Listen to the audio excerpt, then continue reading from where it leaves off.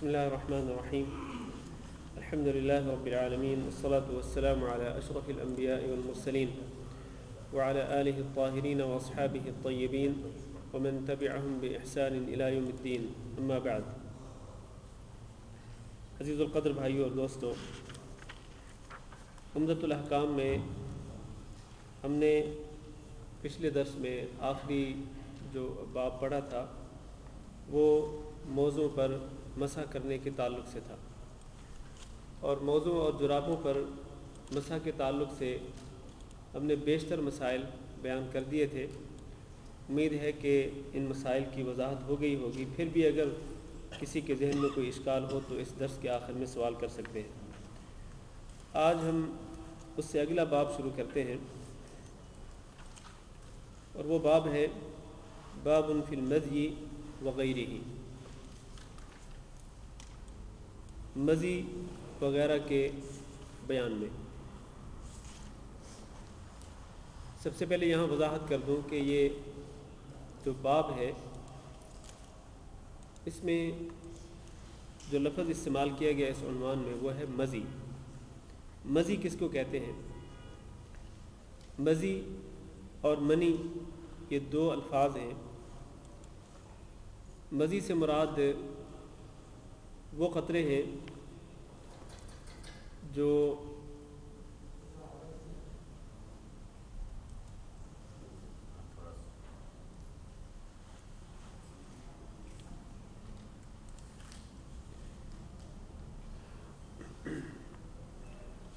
مذی سے مراد وہ قطرے ہیں جو کہ شہوت کے وقت خارج ہوتے ہیں۔ شہوت کے وقت خارج ہوتے ہیں، جب انسان کو شہوت آتی ہے تو اس کے ساتھ ہی کچھ قطرے خارج ہوتے ہیں، تو ان قطروں کو مذی کہا جاتا ہے۔ لہٰذا اس باب میں یہ بیان کیا جائے گا کہ مذی کے تعلق سے حدیث میں کیا آتا ہے، اور منی اس مادہ کو کہتے ہیں جو کہ شہوت کے ساتھ ٹپک کر نکلتا ہے، چاہے مرد سے چاہے عورت سے۔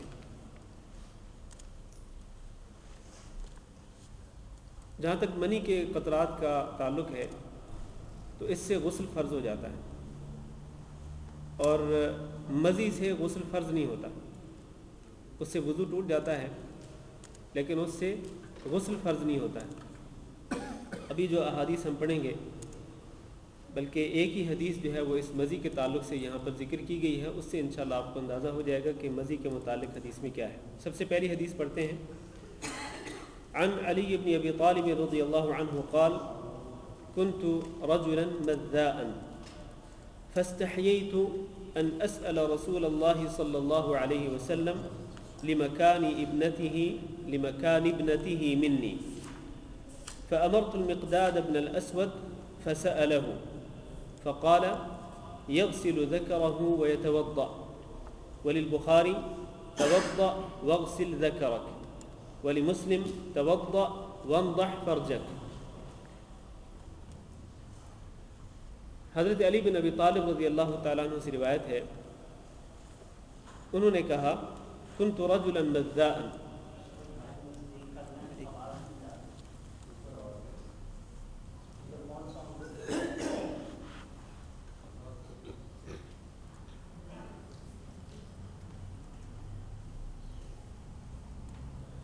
تو علی بن ابی طالب رضی اللہ تعالیٰ عنہ کہتے ہیں کہ كنت رجلا مذاء، میں ایک ایسا آدمی تھا کہ جسے بہت زیادہ مذی آتی تھی، یا جس سے بہت زیادہ مذی کے قطرے نکلتے تھے۔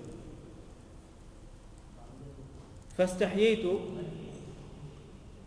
تو فرماتے ہیں مجھے شرم آئی، ان اسأل رسول اللہ صلی اللہ علیہ وسلم، کہ میں سوال کروں رسول اکرم صلی اللہ علیہ وسلم سے اس تعلق سے کہ مجھے چونکہ مذی بہت زیادہ آتی تھی اور یہ قطرے بہت زیادہ نکلتے تھے، تو مجھے شرم آئی کہ میں رسول اکرم صلی اللہ علیہ وسلم سے سوال کروں۔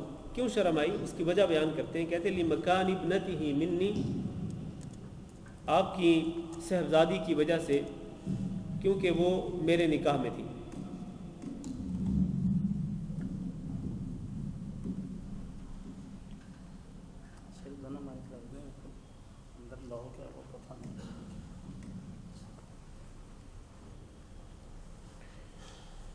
تو حضرت علی رضی اللہ تعالیٰ عنہ کہتے ہیں کہ مجھے رسول اکرم صلی اللہ علیہ وسلم سے سوال کرنے سے جو چیز روک رہی تھی اور جس وجہ سے مجھے شرم آ رہی تھی اور میں حیا محسوس کر رہا تھا، وہ کیا وجہ تھی؟ لمکان ابنتہ منی، کیونکہ آپ کی بیٹی میرے عقد نکاح میں تھی، میری بیوی تھی، تو ان کی وجہ سے میں اس طرح کا سوال کہ جس کا تعلق یہ مزی کے قطروں سے تھا، اس طرح کا سوال میں رسول اکرم صلی اللہ علیہ وسلم سے براہ راست نہیں کر سکتا تھا شرم کے مارے۔ تو میں نے کیا کیا؟ کہتے ہیں فَأَمَرْتُ الْمِقْدَادَ بْنَ الْأَسْوَدِ، میں نے حضرت مقداد بن اسود رضی اللہ تعالیٰ عنہ کو حکم دیا، فَسَأَلَهُ، تو انہوں نے جا کے رسول اکرم صلی اللہ علیہ وسلم سے سوال کیا۔ کیا سوال کیا؟ یہی کہ علی بن ابی طالب رضی اللہ تعالیٰ عنہ جو ہے ان کو یہ مزی کے قطرے بہت زیادہ آتے ہیں، تو وہ اس وجہ سے پریشان ہیں، آپ اس کے بارے میں فرمائیں کہ کیا کریں؟ کیا مزی کے قطرے نکلنے کے ساتھ ان پر غسل فرض ہو جاتا ہے کہ وہ ہر مرتبہ جب بھی قطرے نکلے تو وہ غسل کریں، یا ایسا نہیں ہے؟ تو یہ سوال کیا مقداد بن اسود رضی اللہ تعالیٰ عنہ نے رسول اکرم صلی اللہ علیہ وسلم سے۔ آپ نے کیا جواب دیا؟ فقال یغسل ذکرہ، آپ نے فرمایا کہ وہ اپنی شرمگاہ کو دھو لے، اپنے اعلی تناسل کو دھو لے، ویتوضا، اور وضو کر لے۔ معنی یہ ہے کہ صرف وضو ہی کرنا لازم ہے اس کے لیے، علی بن ابی طالب رضی اللہ تعالیٰ عنہ کے لیے غسل کرنا ضروری نہیں ہے۔ ہاں چونکہ قطرے نکلے ہیں تو قطروں کو وہ دھو لے، اپنی عضو کو، اپنی اعلی تناسل کو وہ دھو لے اور اس کو پاک کر لے، اور اس کے بعد وہ وضو کر لے۔ وللبخاری، اور بخاری کی روایت میں ہے کہ توضا، آپ نے حکم دیا کہ تم وضو کرو، واغسل ذکرک، اور اپنے ذکر کو، اپنے عضو تناسل کو دھو لو۔ ولمسلم، اور مسلم کی روایت میں ہے کہ توضا، تم وضو کرو، وانضح فرجک، اور اپنی شرمگاہ پر پانی کے چھینٹے مار لو، اپنی شرمگاہ پر پانی کے چھینٹے مار لو۔ اب یہاں پر آپ ذرا غور کریں کہ پہلی جو روایت ہے اس میں یہ الفاظ ہے کہ یغسل ذکرہ ویتوضا، کہ علی بن ابی طالب رضی اللہ تعالیٰ عنہ کو چاہیے کہ وہ وضو کریں، اپنے عضو کو دھو لیں اور وضو کریں۔ بخاری کی دوسری روایت میں یہی الفاظ ہیں کہ وغسل ذکرک، کہ تم اپنے عضو کو دھو لو، اور تیسری روایت جو مسلم کی ہے اس میں پانی کے چھینٹے مارنے کا حکم ہے۔ تو دو روایتوں میں اپنے عضو کو دھونے کا حکم ہے اور تیسری روایت میں پانی کے چھینٹے مارنے کا حکم ہے۔ محدثین نے یہاں پر یہ لکھا ہے کہ یہ جو تیسری روایت ہے جس میں پانی کے چھینٹے مارنے کا حکم ہے، یہ بھی پہلی دو روایتوں کے حکم میں ہے۔ معنی یہ ہے کہ وانضح فرجک، جس میں یہ ہے کہ آپ اپنی شرمگاہ پر پانی کے چھینٹے مار لیں، تو یہاں انضح کا جو لفظ ہے یہ بھی اغسل کے معنی میں ہے، گویا کہ آپ صلی اللہ علیہ وسلم یہی حکم دے رہے ہیں کہ اپنے عضو کو تم دھو لو اور اس کے بعد تم وضو کر لو۔ ایک یہ بات۔ دوسری بات یہ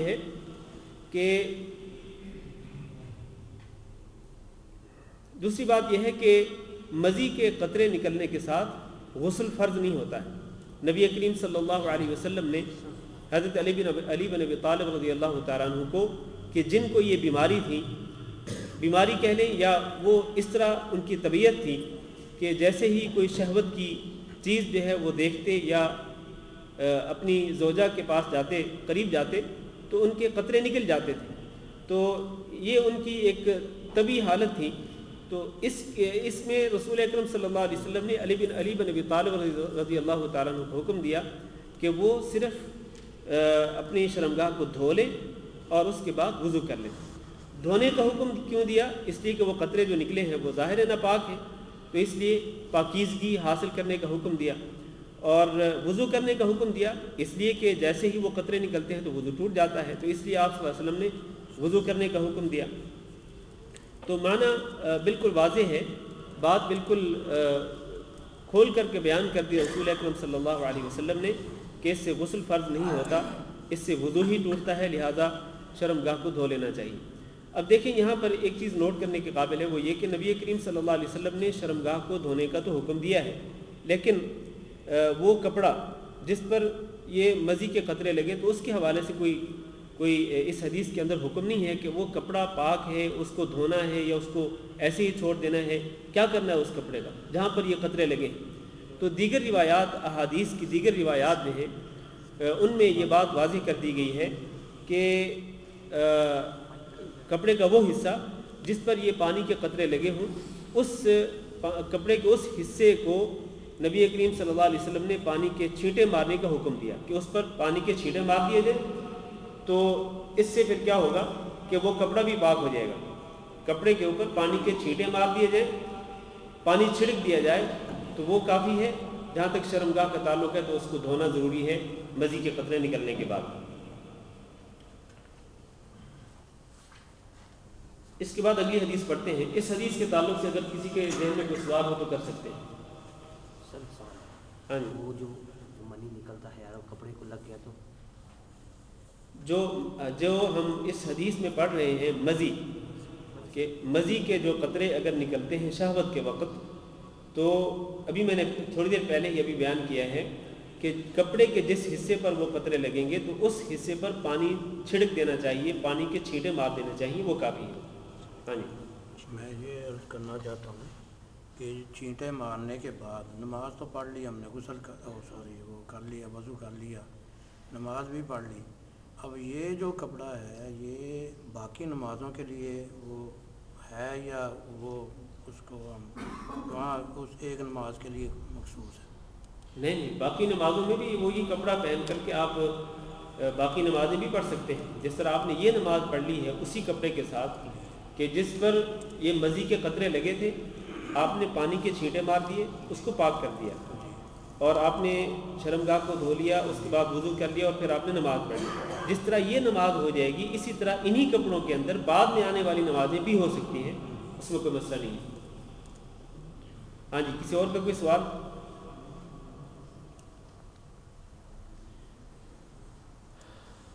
دین کے اندر چونکہ شرم نہیں ہے, حیا نہیں ہے, تو اس لیے میں نے بالکل واضح کر دیا ہے کہ مزی میں اور منی میں کیا فرق ہوتا ہے. مجھے امید ہے کہ آپ لوگ سمجھ گئے ہوں گے کہ مزی کا تعلق جو ہے یہ ان قطروں کے ساتھ ہے کہ جو شہوت کے وقت نکلتے ہیں, شہوت کے ساتھ نہیں, شہوت کے وقت خارج ہوتے ہیں.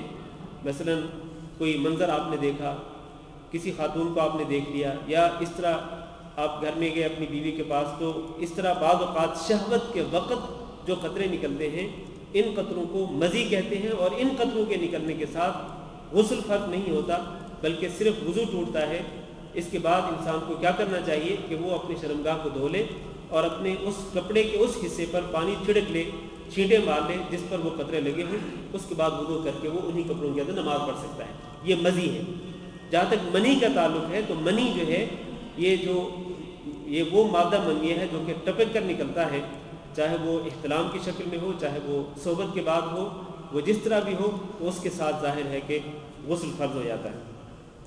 دوسری حدیث پڑھتے ہیں. عن عباد بن تمیم عن عبد الله بن زيد بن عاصم المازني رضي الله عنه قال شكي إلى النبي صلى الله عليه وسلم الرجل الذي يخيل إليه أنه يجد الشيء في الصلاة فقال لا ينصرف حتى يسمع صوتا أو يجد ريحا. عباد بن تمیم بیان کرتے ہیں کہ حضرت عبداللہ بن زید بن عاصم المازنی رضی اللہ تعالیٰ عنہ نے روایت کیا, انہوں نے کہا شکیہ الی النبی کہ نبی صلی اللہ علیہ وسلم کے پاس شکایت کی گئی, الرجل اس آدمی کی, الذی یخیل الیہ کہ جس کے دل میں یہ خیال ڈالا جاتا ہے, یہ وسوسہ ڈالا جاتا ہے, یہ وہم ڈالا جاتا ہے, انہ یجد الشیء فی الصلاۃ کہ وہ نماز میں کچھ محسوس کرتا ہے.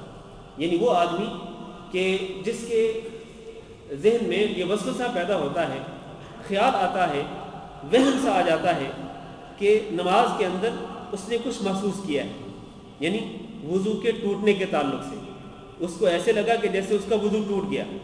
تو وہ آدمی جس کے ذہن میں اس طرح کا وسوسہ پیدا ہو کہ ہو سکتا ہے میرا وضو ٹوٹ گیا ہو, تو اس کے بارے میں رسول اکرم صلی اللہ علیہ وسلم سے سوال کیا گیا کہ اس آدمی کو کیا کرنا چاہیے کہ جس کے ذہن میں صرف وسوسہ پیدا ہوا, خیال سا آیا, وہم سا پیدا ہوا کہ ہو سکتا ہے میری نماز ٹوٹ گئی ہو, وضو ٹوٹ گیا ہو, تو اس کو کیا کرنا چاہیے. فقال تو آپ صلی اللہ علیہ وسلم نے جواب دیا لا ينصرف وہ نماز توڑ کر نہ جائے, لا ينصرف وہ نہ پھرے, یعنی نماز توڑ کر وہ باہر نہ جائے بلکہ وہ نماز جاری رکھے, حتی یسمع صوتا یہاں تک کہ وہ آواز سنے, او یجد ریحا یا وہ بو محسوس کر لے. یعنی ان دو حالتوں میں سے ایک حالت میں ہی، ان دو حالتوں میں سے کسی ایک حالت میں ہی وہ نماز توڑ کر جا سکتا ہے کہ وہ آواز سنے ہوا خارج ہونے کی، یا وہ بو محسوس کر لے۔ ان دونوں میں سے کوئی ایک صورت ہو تو وہ نماز توڑ کر چلا جائے، کیونکہ اس کا وضو ٹوٹ چکا یقینی طور پر۔ اب اس حالت میں وہ نماز جاری نہیں رکھ سکتا ہے۔ لیکن اگر یہ دونوں صورتیں نہ ہوں، نہ اس نے آواز سنی ہو اور نہ ہی اس نے بو محسوس کی ہو، تو پھر یہ صرف وہم ہی ہے، یہ وسوسہ ہے۔ لہذا اس وسوسے اور اس وہم کی وجہ سے اس کو نماز نہیں توڑنی چاہیے۔ لا ینصرف، وہ نماز توڑ کر نہ جائے، منع کر دیا رسول اکرم صلی اللہ علیہ وسلم نے۔ تو اس حدیث سے ثابت یہ ہوتا ہے کہ جب انسان باوضو ہو، اور ظاہر ہے کہ باوضو ہو کر ہی وہ نماز شروع کرتا ہے، اس کو یقین ہوتا ہے کہ میں نے وضو کیا ہوا ہے، وہ طہارت کی حالت میں ہے، تو یقین کی حالت میں اس نے نماز شروع کی۔ اب اس یقین کے اندر تزلزل اور تردد پیدا کرنے کے لیے شیطان کی طرف سے بعض اوقات وہم اور وسوسہ سا پیدا ہو جاتا ہے کہ شاید میرا وضو ٹوٹ گیا۔ صرف شیطان جو ہے وہ انسان کی نماز کو خراب کرنا چاہتا ہے۔ تو اس وسوسے اور اس وہم کا علاج کیا ہے کہ انسان اپنی نماز جاری رکھے اور وہ اپنی نماز توڑ کر کے نہ جائے، کیونکہ شیطان تو یہ چاہتا ہے کہ اس کی نماز یہ خراب ہو، یہ اس نماز کو توڑے، واپس چلا جائے، اور جب تک واپس آئے گا وضو کر کے ہو سکتا ہے جماعت جا چکی ہو، تو جماعت کے ثواب سے محروم کرنا چاہتا ہے شیطان۔ تو جس کو اس طرح کا وہم ہو، وسوسہ آئے، اس کو خیال سا پیدا ہو کہ شاید میرا وضو ٹوٹ گیا، تو اس کے لیے حکم یہ ہے کہ وہ نماز توڑ کر نہ جائے، وہ نماز جاری رکھے۔ ہاں، دو میں سے ایک ہی صورت کے اندر وہ نماز توڑ کے جا سکتا ہے، اور وہ دو صورتیں کیا ہیں کہ یا تو آواز سن لے ہوا خارج ہونے کی، یا پھر وہ بو محسوس کر لے۔ ظاہر ہے کہ ان دونوں صورتوں میں یقین ہو جائے گا کہ یقیناً وضو ٹوٹ چکا ہے۔ تو جب یقین ہو 100%، تو پھر یقینی طور پر اس کو نماز توڑ کر کے جانا پڑے گا، اور وضو دوبارہ کر کے دوبارہ نماز پڑھنی ہوگی۔ اگلی حدیث پڑھتے ہیں۔ وعن ام قیس بنت محصن الاسدیہ۔ اس حدیث کے بارے میں کوئی سوال ہو کسی کا؟ ہاں جی۔ نماز کے دوران میں بھی کھانسی سے یا کسی سے ایسا محسوس ہوتا ہے کہ خطرہ شاید ہو گیا پیشاب؟ ہاں، یہ صرف وہم ہے، یہ کہ کسی کو کھانسی آئے اور اس کو ایسے خیال آئے، اس کے ذہن میں یہ وہم پیدا ہو کہ شاید جب کھانسی آئی تھی اس وقت وضو ٹوٹ گیا ہو، تو یہ وہم ہے۔ اس کا جو ہے علاج یہی ہے کہ آپ نماز جاری رکھیں، اور اس وسوسے اور اس خیال کو اور اس وہم کو کوئی اہمیت نہ دیں، اپنی نماز جاری رکھیں جب تک آپ کو یقین نہ ہو جائے کہ جب آپ کو کھانسی آئی تھی تو ہوا خارج ہو گئی تھی یقینی طور پر، یا آپ نے آواز سنی یا بو محسوس کر لی، تو پھر یقینی طور پر آپ کو جانا پڑے گا دوبارہ وضو کرنے کے لیے۔ کسی اور کا کوئی سوال؟ ہاں جی۔ وعن ام قیس بنت محصن الاسدیہ۔ آپ پوچھ سکتے ہیں؟ ہاں جی۔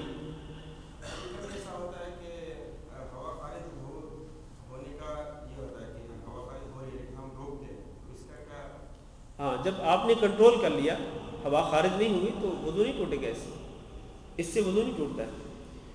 ام قیس بنت محصن الاسدیہ انها اتت بابن لها صغير لم يأكل الطعام الى رسول الله صلى الله عليه وسلم فاجلسه في حجره فبال على ثوبه فدعا بماء فنضحه على ثوبه ولم يغسله۔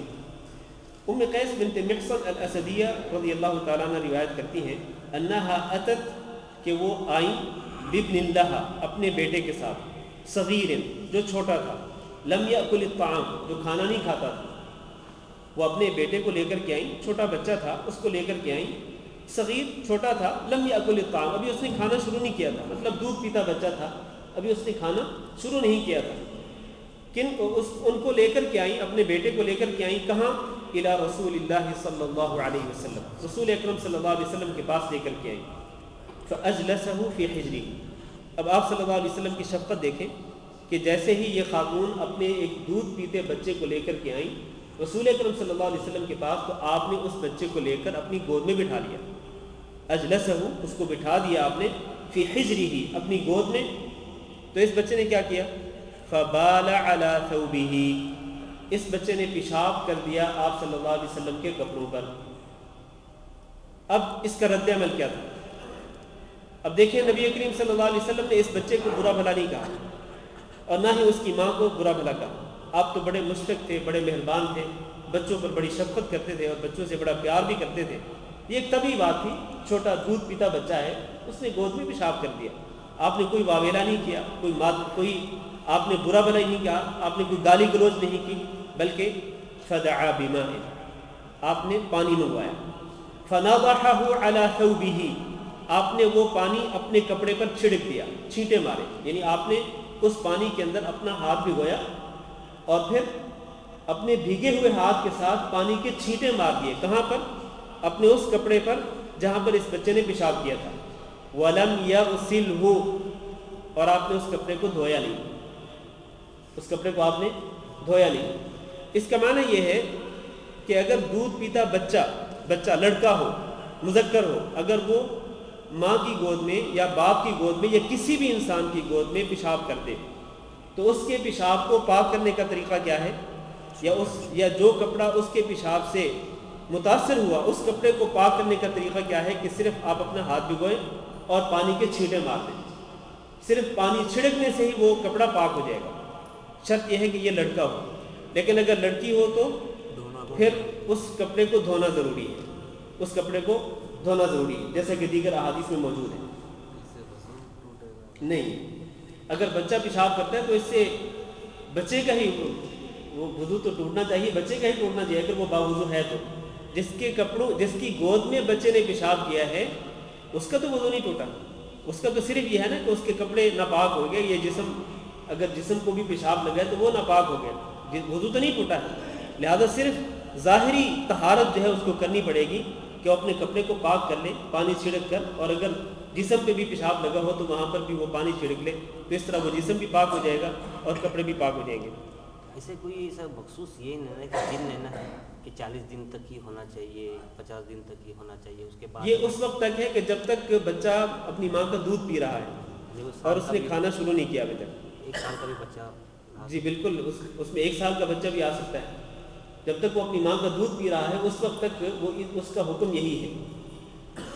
ہاں جی، اگلی حدیث عن عائشة ام المؤمنین رضی اللہ عنہ ان النبی صلی اللہ علیہ وسلم اتي بصبی فبال على ثوبه فدعا بماء فأتبعه إياه ولمسلم فأتبعه بوله ولم يغسله۔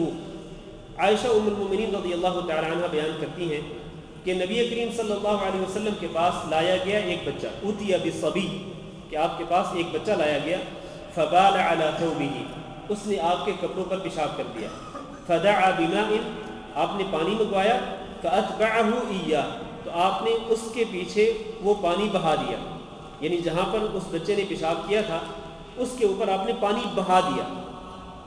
اور مسلم کی روایت میں فأتبعه بوله، کہ اس کے پیشاب کے پیچھے آپ نے پانی بہا دیا، ولم يغسله، لیکن آپ نے کپڑا دھویا نہیں، مطلب پانی منگوا کر کہ آپ نے پانی صرف بہا دیا، اس کے اوپر پانی انڈیل دیا، کپڑا آپ نے جتنا کپڑا متاثر ہوا تھا اس کے پیشاب کے ساتھ وہ کپڑا آگے کر کے آپ نے اس کے اوپر پانی انڈیل دیا، ولم یغسلہ، لیکن اس کو آپ نے اچھی طرح سے دھویا نہیں، جس طرح کہ دھویا جاتا ہے مل کر کے اور باقاعدہ اس کو نچوڑا نہیں، ایسا نہیں، بلکہ صرف پانی بہا دیا۔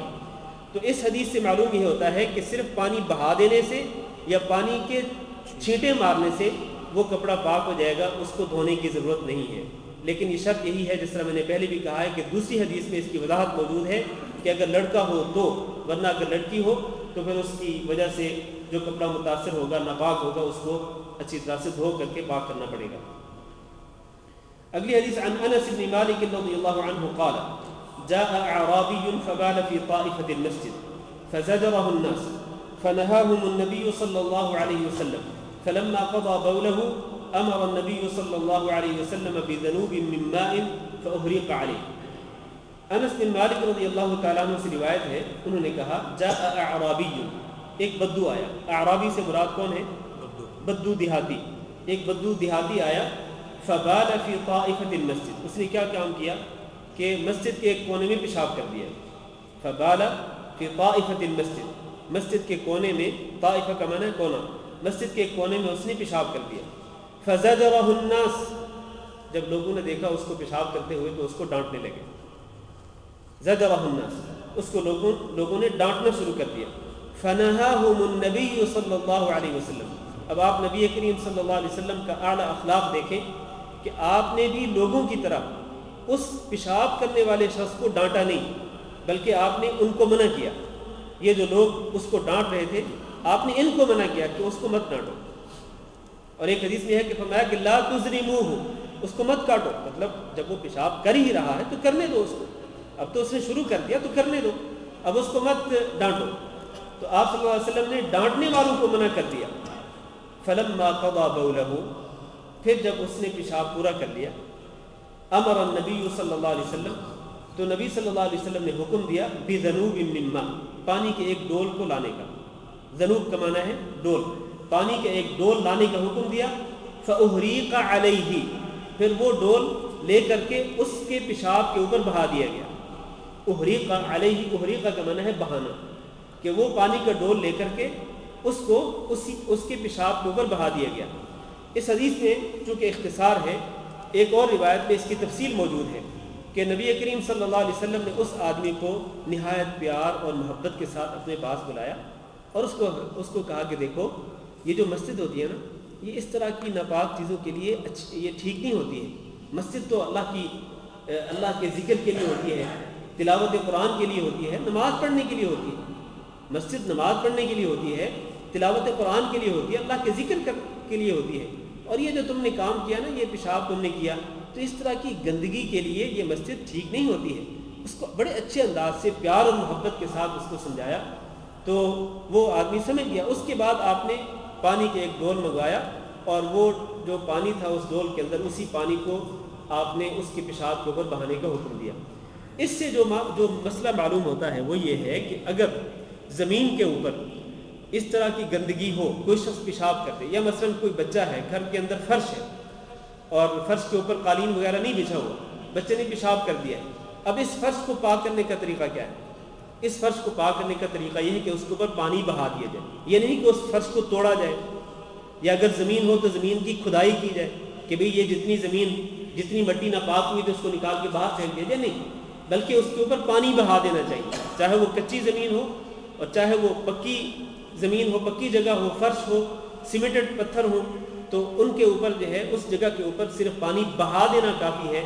جب آپ اس کے پیشاب کے اوپر پانی بہا دیں گے یا کوئی اور گندگی ہو اس کے اوپر پانی بہا دیں گے تو وہ جگہ پاک ہو جائے گی. صرف پانی بہا دینا ہی کافی ہے. اس کو وہاں سے اس جگہ کو وہاں پر کھدائی کرنا یہ بہرحال ضروری نہیں، صرف پانی بہا دینا ہی کافی ہے. اچھا، اگر فرض کریں کہ قالین بچھا ہوا ہے، گھر کے اندر قالین بچھا ہوا ہے اور بچہ چھوٹا ہے، اس کو پتہ نہیں ہے، اس نے یا وہ بچہ قابو نہیں رکھ سکا اور اس نے قالین کے اوپر ہی پیشاب کر دیا. اب اس قالین کو پاک کرنے کا طریقہ کیا ہے؟ اس کو پاک کرنے کے دو طریقے ہیں. یا تو یہ ہے کہ اس قالین کے اوپر پانی ڈال دیا جائے اور پھر اس کو خشک کر دیا جائے ویکیوم مشین کے ذریعے یا کسی بھی ہوا کے ذریعے آپ اس کو خشک کرتے تو وہ پاک ہو جائے گا. پانی ڈال کر اس کو خشک کرتے تو وہ قالین پاک ہو جائے گا. یا پھر اس کو اسی حالت میں چھوڑ دیا جائے جب تک کہ وہ خود بخود خشک نہ ہو جائے. اس کا خشک ہونا ہی اس کا پاک ہونا ہے.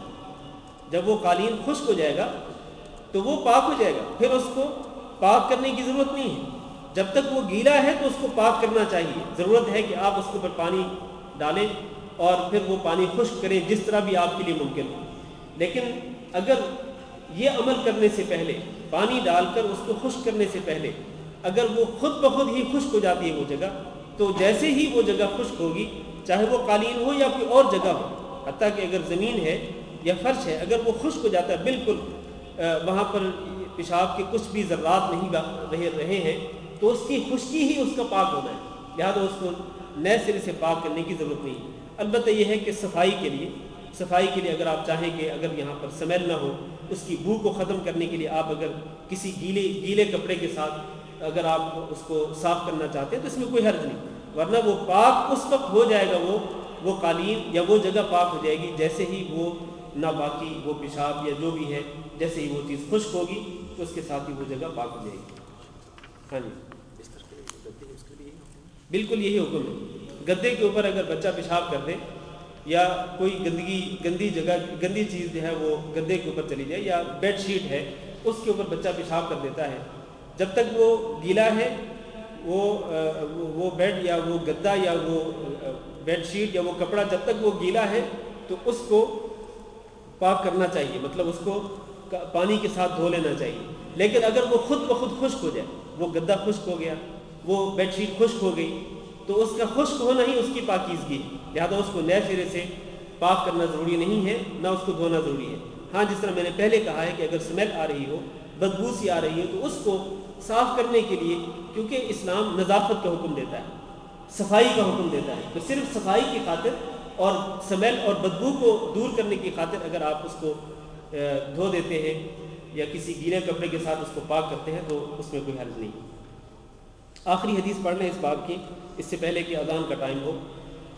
عن ابی ہریرہ رضی اللہ عنہ قال سمعت رسول اللہ صلی اللہ علیہ وسلم یقول الفطرة خمس الختان والاستحداد وقص الشارب وتقلیم الاظفار ونتف الابط۔ حضرت ابو ہریرہ رضی اللہ تعالیٰ عنہ سے روایت ہے، انہوں نے کہا سمعت رسول اللہ، میں نے سنا رسول اللہ صلی اللہ علیہ وسلم سے، یقول، آپ فرما رہے تھے، الفطرۃ خمس، کہ فطرت 5 چیزوں کا نام ہے، انسان کی جو فطرت ہے یہ 5 چیزوں کا نام ہے۔ وہ 5 چیزیں کیا ہیں؟ انسان کی فطری جو ضرورتیں ہیں، ہر انسان کی جو فطری ضرورتیں ہیں وہ کیا ہیں 5؟ فرمایا الختان، ایک تو ختنہ کرنا، والاستحداد، دوسری چیز الاستحداد یعنی زیر ناف بالوں کا موڑنا، وقص الشارب اور بڑی ہوئی مونچھوں کو کاٹنا، وتقلیم الاظفار اور ناخنوں کو کاٹنا، ونتف الابط اور بغل کے بالوں کو اکھیڑنا۔ یہاں ذرا غور کریں کہ حدیث کے جو الفاظ ہیں، نتف الابط بغل کے بالوں کو اکھیڑنا، بغل کے بالوں کو موڑنا نہیں بلکہ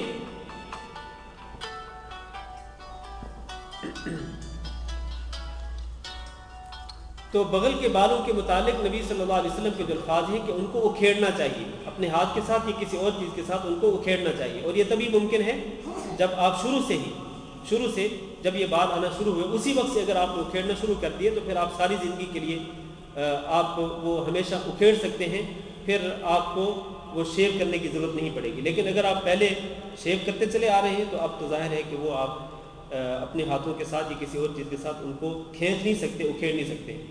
تو نبی صلی اللہ علیہ وسلم نے اس حدیث کے اندر 5 فطری ضرورتوں کا ذکر کیا ہے۔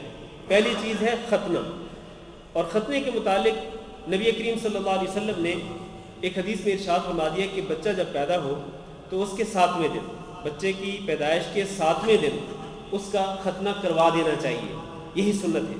اس کا نام بھی رکھ دینا چاہیے اور 7ویں دن اس کے سر کا حلق کروا کر اس کے بالوں کے بقدر چاندی کے وزن کے برابر جو ہے وہ صدقہ کر دینا چاہیے، نام بھی رکھ دینا چاہیے اور عقیقہ بھی کر دینا چاہیے اور ختنہ بھی کر دینا چاہیے۔ یہ سارے کام جو ہیں یہ 7ویں دن ہونے چاہیے، یہی سنت ہے رسول اکرم صلی اللہ علیہ وسلم کی۔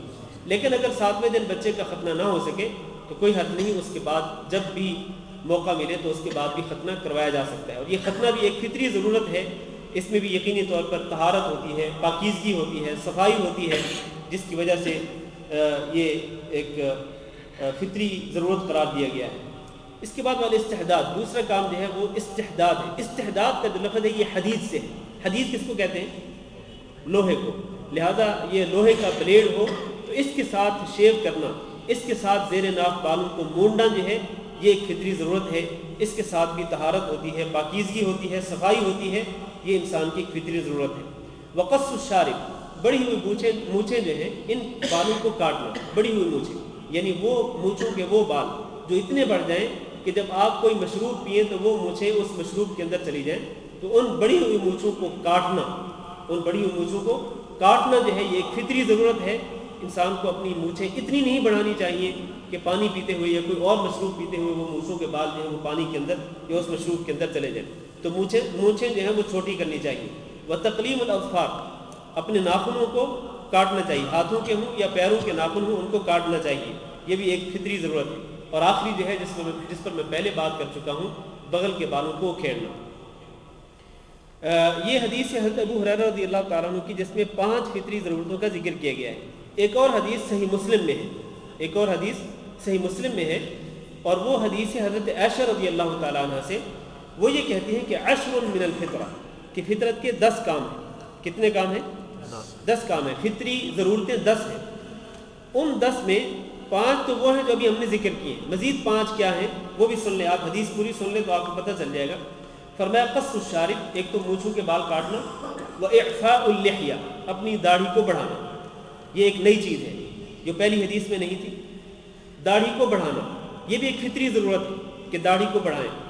تو داڑھی کو بڑھانے کا حکم دیا رسول اکرم صلی اللہ علیہ وسلم نے، داڑھی کو چھوڑنے کا حکم دیا، داڑھی کو معاف کرنے کا حکم دیا رسول اکرم صلی اللہ علیہ وسلم نے، داڑھی کو لٹکانے کا حکم دیا آپ صلی اللہ علیہ وسلم نے. بلکہ آپ نے یہ بھی ارشاد فرمایا کہ خالف المجوس، تم مجوسیوں کی مخالفت کرو. اور ایک حدیث میں ہے خالف المشرکین، کہ تم مشرکین کی مخالفت کرو. مطلب مشرک اور جو مجوسی ہیں وہ اپنی داڑھیوں کا شیو کرتے ہیں، داڑھیاں نہیں رکھتے ہیں، لیکن آپ ان کی خلاف ورزی کرتے ہوئے ان کے برخلاف آپ اپنی داڑھی، آپ مسلمان ہیں تو آپ اپنی داڑھیوں کو چھوڑ دیں، معاف کر دیں، ان کو بڑھائیں، ان کو لٹکائیں. یہاں جو الفاظ ہیں صحیح مسلم کی حدیث میں اعفاء اللحیہ، اپنی داڑھی کو بڑھائیں، یہ ایک فطری ضرورت ہے اور رسول اکرم صلی اللہ علیہ وسلم کا حکم بھی ہے. تیسری چیز اس حدیث میں وہ سواک، مسواک کرنا، اور یہ بھی اس پہلی حدیث میں نہیں ہے. تو گئے یہ 7ویں چیز ہوئی، پہلی 5، چھٹی داڑھی بڑھانا، اور 7ویں چیز جو ہے وہ مسواک کرنا. اور مسواک کے حوالے سے ہم پہلے ایک باب پورا پڑھ چکے ہیں کہ مسواک کرنے کے فوائد کیا ہیں. اور اس کے بعد فرمایا واستنشاق الماء، پانی ناک میں چڑھانا اور ناک کو جھاڑنا، ناک میں پانی چڑھانا اور ناک کو جھاڑنا، اس کو استنشاق کہتے ہیں. یہ بھی وہ چیز ہے کہ جس کا ذکر پہلی حدیث میں نہیں تھا، اس میں اس کا اضافہ ہے. وقص الاظفار، اور ناخنوں کو کاٹنا، اس کا ذکر پہلی حدیث میں بھی تھا. وغسل البراجم، اور اپنے پوروں کو دھونا، اپنے پوروں کو دھونا. یہ جو پورے ہوتے ہیں، پوروں کے اندر بعض اوقات مٹی سی جم جاتی ہے یا کوئی اور گندی چیز جو ہے وہ جم جاتی ہے، تو ان پوروں کو اچھی طرح سے صاف کرنا چاہیے. یہ جو جوڑ ہوتے ہیں ان جوڑوں کو اچھی طرح سے صاف کرنا چاہیے تاکہ کوئی گندگی یا کوئی بھی نجس چیز جو ہے وہ یہاں پر رکی نہ رہ جائے. اسی طرح ونتف الابط، بغل کے بالوں کو اکھیڑنا. وحلق العانہ، اور زیر ناف جو بال ہیں ان کا موڑنا. والاستنجاء، اور استنجا کرنا. یہ وہ چیز ہے جس کا ذکر پہلی حدیث میں نہیں تھا. تو اس طرح یہ ٹوٹل جو ہے یہ 10 کام ہیں جن کو رسول اکرم صلی اللہ علیہ وسلم نے فطری کام قرار دیا ہے. مطلب ہر انسان کی فطرت میں یہ سارے کام، یہ ضرورتیں شامل ہیں. ہر انسان کو ان ضرورتوں کا خیال رکھنا چاہیے.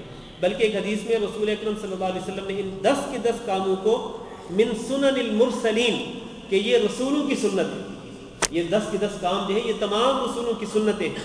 لہذا وہ کام کہ جن کو رسول اکرم صلی اللہ علیہ وسلم نے تمام رسولوں کی سنت قرار دیا اور آپ نے ان کاموں کو فطری ضرورت بھی قرار دیا، تو ان کاموں کا اہتمام کرنا چاہیے. میں آخری ایک بات کر کے آج کا درس ختم کرتا ہوں کہ ان میں سے جو بعض کام ہیں، مثلا زیر ناف بال موڑنا ہے، اسی طرح مونچھوں کو چھوٹا کرنا ہے، اسی طرح یہ جو ناخن کاٹنا ہے، اور نتف الابط یعنی بغل کے بال اکھیڑنا ہے. کیا اس کے لیے کوئی مدت بھی مقرر کی گئی ہے؟ اس کے لیے زیادہ سے زیادہ کتنی مدت ہے؟ تو اس کے لیے زیادہ سے زیادہ جو مدت ہے وہ 40 دن ہے، زیادہ سے زیادہ. لیکن 40 دن کا مطلب یہ بھی نہیں ہے کہ آپ ان سارے کاموں کو 40 دن کے بعد ہی آپ کریں. آپ ان کاموں کو نہیں، مطلب یہ کہ زیادہ سے زیادہ آپ 40 دن تک ان کاموں کو چھوڑ سکتے ہیں. لیکن اگر اس سے پہلے آپ ضرورت محسوس کرتے ہیں کہ آپ کی مونچھیں بڑھ گئی ہیں تو ان کو چھوٹا کر دیں. آپ کے ناخن بڑھ گئے ہیں، 40 دن تک انتظار نہ کریں. 40 دن سے پہلے ہی اگر ایک ہفتے کے اندر 10 دن کے اندر آپ کے ناخن بڑھ جاتے ہیں تو ان کو کاٹ دینا چاہیے. اسی طرح سے بغل کے بال ہیں، اسی طرح زیر ناف بال جو ہیں، یہ جیسے ہی انسان ان کو محسوس کرے کہ یہ بڑھ گئے ہیں یہ بال، تو فوراً ان بالوں کی صفائی کرنی چاہیے جیسے بھی ممکن ہو. آج کا سبق ہم اسی بات پر ختم کرتے ہیں. اللہ تعالیٰ سے دعا کرتے ہیں کہ اللہ رب العزت ہم سب کو حق بات کو سمجھنے کی توفیق دے اور حق بات پر عمل کرنے کی بھی توفیق دے. جزاکم اللہ خیر. کسی بھائی کو کوئی سوال ہو تو کر سکتے ہیں. کوئی 3-4 منٹ باقی ہیں اذان ہونے میں. یہ جو داڑھی ہے جیسے یہ میری ہے، میں نے یہ چھوڑی ہے. کبھی کبھی خدشہ ہوتا ہے کہ جہاں ہم وضو کر رہے ہیں یا جو ایسی جگہ اس میں یہ گرتی ہے، تو بہت سارے لوگ ایسے کہتے ہیں کہ یہ اتنی بات رکھ کے اس کو کاٹ دو، لیکن میرا دل تو نہیں مانتا. جی تو یہ اس کے بارے میں جی بالکل صحیح ہے کہ چونکہ رسول اکرم صلی اللہ علیہ وسلم نے داڑھی کو چھوڑنے کا، داڑھی کو بڑھانے کا، داڑھی کو لٹکانے کا، داڑھی کو معاف کرنے کا حکم دیا ہے. لہذا اس داڑھی کو معاف کر دینا چاہیے. یہی سنت ہے رسول اکرم صلی اللہ علیہ وسلم کی، یہی حکم ہے. یہاں یہ بات بھی واضح کر دوں کہ داڑھی رکھنا واجب ہے، یہ صرف سنت نہیں ہے. بعض لوگ کہتے ہیں او جی آپ اتنی بھی سختی کیوں کرتے ہیں، یہ ایک سنت ہی تو ہے. بعض لوگ اس انداز میں بات کرتے ہیں. تو ہم کہتے ہیں کہ اگر آپ پہلی بات یہ ہے کہ اگر آپ صرف سنت بھی کہتے ہیں اگر تو یہ سنت کس کی ہے؟ رسول اکرم صلی اللہ علیہ وسلم کی ہے. تو اس کو اتنا بھی حقیر نہیں سمجھنا چاہیے کہ انسان یہ کہے کہ یار سنت ہی تو ہے، کون سے کوئی ضروری کام. بس سنت ہے تو سنت بھی پیارے نبی صلی اللہ علیہ وسلم کی ہے. تو پیارے نبی صلی اللہ علیہ وسلم کی سنت کی اہمیت ہے، اس کی قدر و منزلت ہے. دین کے اندر کیا اس کی بھی حیثیت نہیں ہے؟ یقیناً نبی کریم صلی اللہ علیہ وسلم کی ایک ایک سنت کی حیثیت ہے، قدر و منزلت ہے، اہمیت ہے. اللہ نے قرآن مجید میں فرمایا کہ لقد کان لکم فی رسول اللہ اسوۃ حسنہ، کہ تمہارے لیے رسول اکرم صلی اللہ علیہ وسلم میں بہترین نمونہ ہے. بہترین نمونہ کس چیز میں؟ بہترین نمونہ عبادات میں بھی، اخلاق و کردار میں بھی، اور حتیٰ کہ ظاہری جو شکل و صورت ہے اس میں بھی بہترین نمونہ ہے ہمارے لیے رسول اکرم صلی اللہ علیہ وسلم میں. تو آپ نے اپنی پوری زندگی اپنی داڑھی کو نہیں چھیڑا ہے، کبھی آپ نے اپنی داڑھی کو نہیں چھیڑا آپ نے. اور آپ کا حکم بھی یہی ہے کہ داڑھی رکھو، چھوڑ دو، معاف کر دو، لٹکاؤ، اس کو بڑھاؤ. یہ حکم ہے آپ صلی اللہ علیہ وسلم کا. ان احکامات کی بنا پر داڑھی کا رکھنا واجب ہے. واجب کا معنی یہ ہے کہ اگر کوئی شخص یہ اس کو چھوڑتا ہے، مطلب داڑھی منڈواتا ہے یا داڑھی چھوٹی کرتا ہے، تو یقیناً وہ گناہ گار ہے. وہ یقیناً گناہ گار ہے کیونکہ وہ رسول اکرم صلی اللہ علیہ وسلم کے حکم کی خلاف ورزی کر رہا ہے. تو یہ جو کہا جاتا ہے کہ ایک مشت کے بعد، ایک مٹھی کے بعد جو داڑھی ہے اس کو کٹا دینا چاہیے، اس کی کوئی دلیل نہیں ہے سوائے حضرت عبداللہ بن عمر رضی اللہ تعالیٰ عنہ کے، جو کہ صرف حج کے موقع پر یہ جو مٹھی سے زیادہ بال ہوتے تھے تو وہ کٹا دیا کرتے تھے صرف حج کے موقع پر. وہ سارا سال اس طرح نہیں کرتے تھے، حج کے موقع پر ہی وہ اس طرح کرتے تھے. اور ان کے پاس وہ ایک دلیل بھی تھی شاید، کیونکہ قرآن میں ہے کہ محلقین رؤوسکم ومقصرین، کہ جب آپ مسجد حرام میں جائیں تو اس کے بعد آپ جب وہاں کے احکامات ادا کر لیں تو اس کے بعد کیا کریں؟ اپنے سروں کا حلق کروائیں، محلقین رؤوسکم ومقصرین، اور تقصیر بھی کروائیں. تو تقصیر کس چیز کا نام ہے؟